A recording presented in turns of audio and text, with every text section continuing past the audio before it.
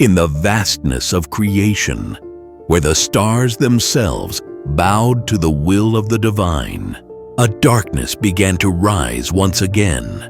From Diti, the mother of Daityas, were born two sons, Hiranyaksha and Hiranyakashipu, the golden brothers, one golden-eyed, the other golden-robed. Power flowed through their veins like molten fire, and ambition glimmered in their souls like an unholy flame.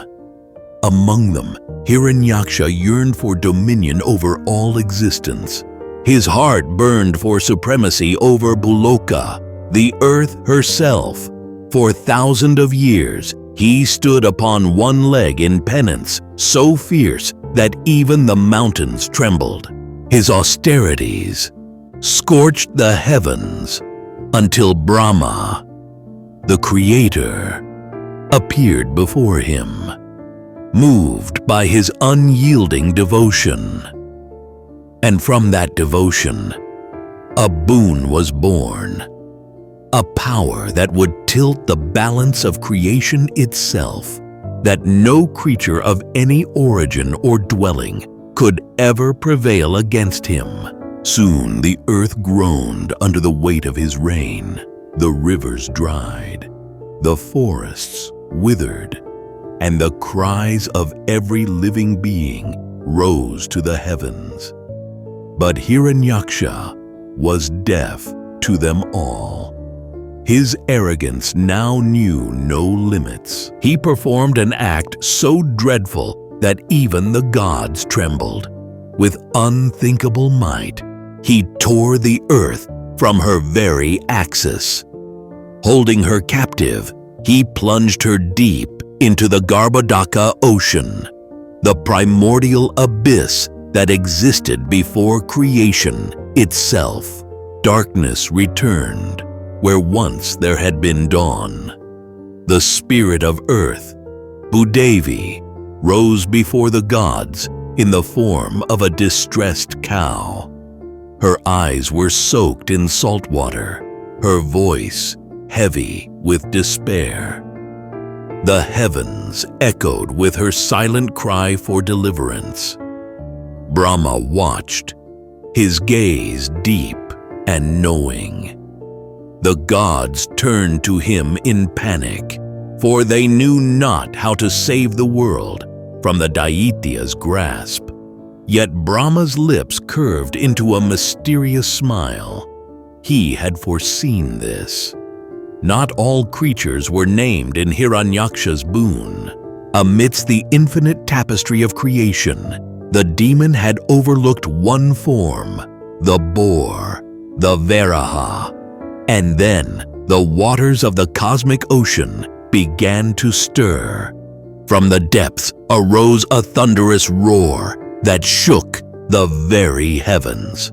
A colossal form burst forth, a divine boar, radiant as 1,000 suns, mighty as a mountain of stars. It was Vishnu, the preserver, incarnated as Varaha. With eyes blazing like molten gold, he plunged into the ocean's endless depths.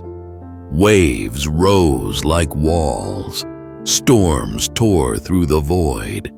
At the bottom of that watery abyss, Hiranyaksha stood defiant, his laughter echoing through the dark. Then began a battle unlike any other. For 1,000 divine years, the ocean churned as god and demon clashed. Mountains of foam rose. Lightning danced upon the waves.